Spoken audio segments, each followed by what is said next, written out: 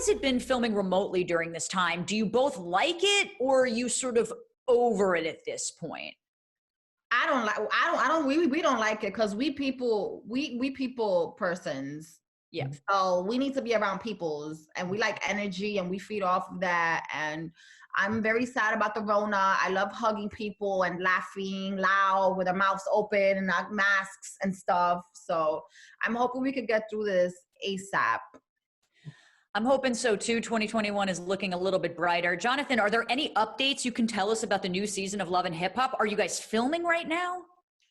Well, let's say this. Tune into this, and perhaps this will answer many questions that people have about Love and Hip Hop. It's a really good show. It's a 4-parter. It's really fun. It's really beautiful. It's really nice, and it's very nostalgic.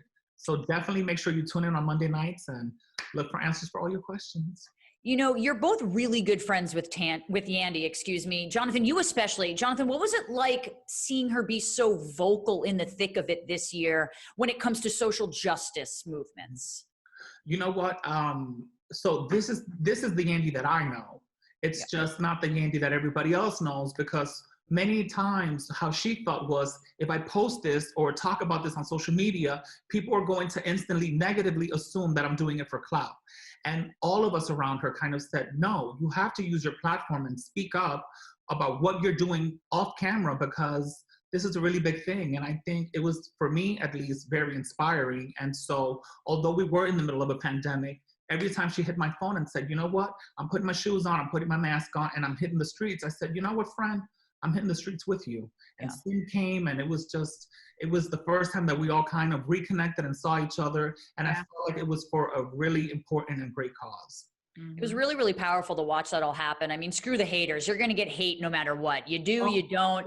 From the places we least suspect them. People we think are friends of ours, or sometimes even people interviewing us can shade us, and we're like, what in the world? What did I do to you? But yeah. Exactly. You can't do anything right without being punished for it in some sort of way. And, you know, Cyn, last time you were on Reality Check, you spoke about wanting baby Lex to see you and his father, Joe Budden, doing things for him. How is baby Lex, and how has co-parenting been going for the two of you, especially in 2020? Baby Lex is doing great, thankfully.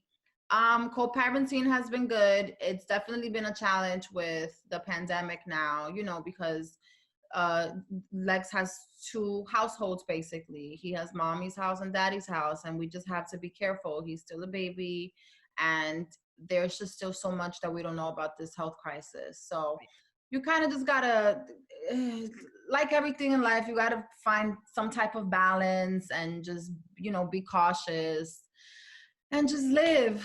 What can we do, you know? Well, Cyn, I have to change gears here and ask you about a special piece of clothing that I know that I need to hear the story about, because you have a jacket that the Rihanna gave you. Yes. How did that happen? How beautiful is the jacket? Well, I mean, it was, I don't want to brag or nothing, but I was hanging out with Riri. Of course. And we're really cool actually. And she invited me out, and I had complimented her jacket because it was just super fly. It was from her new collection. And she was like, you like it? And she took it off, and she just put it on my shoulders. And I was just like, are you serious? She's like, yeah. And when I tell you, I have not washed that jacket. I have only worn it, I think, 3 times. It almost still smells like her. It's a special jacket. It has powers. I know it. I feel it when I put it on. Things happen. It's Rihanna's jacket. Like, are you kidding me? Exactly. Like, I wouldn't even wear it. I would like have it on a display case, like with lighting, and just have it like be rotating 360 at all times, so people could know that I was good friends with Rihanna. Yeah, that. I think that's what I'm gonna do in the house. I'm gonna need to get a room and do just that. You need to, a shrine to her. You know, since you and Riri are all cool and everything, when is the album coming out, and what does she smell like? Because her smell is a thing of legend, I'm told. Yeah, she smells really good. She smells like sweet roses, honey, like those flowers behind you. That's what she smells like. And the album, I need to know too. We've been waiting. Come on, Rihanna. She's trying to sneak up on us with the album. Yeah, seriously. Well, I can't have you both here without asking either of you about dating. What's going on in your love lives? Jonathan, you go first. I'm dating myself and I am dating my best friend Cyn. The two people I'm we're dating committed to right now. I love that partnership. What about you, Cyn? Yeah, just Lex and Jonathan. That's it. I'm dating business and health right now. That's what I'm focused on. Well, good. I'm really happy to hear both of that. You two seem so happy. Now, before I let you two go, 2020 is winding down and it has been a tumultuous year to say the least, but people have been able to look back and sort of find the silver lining of this year for them. What would each of you say is your silver lining of 2020? Jonathan?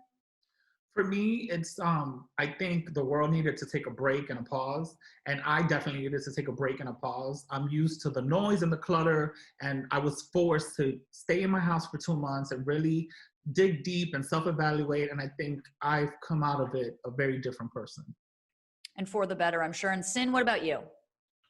It has reshifted my focus on myself, and I think we're humans, like we're busy, and then us in the entertainment industry, this is like a nonstop business. We're always trying to like create and do new things, and I think that we forget to do simple things like talk to our aunts who love us, or our little cousins, or even our mom. You know what I'm saying? Like we just rush to those things because we're just thinking about work and setting a foundation and the future. I think we have stopped and really realized like what is important and what we should hold near and dear to our heart. Well said. Well, Cyn, Jonathan, thank you so much for joining me today. I can't wait to listen to your new album, Cyn.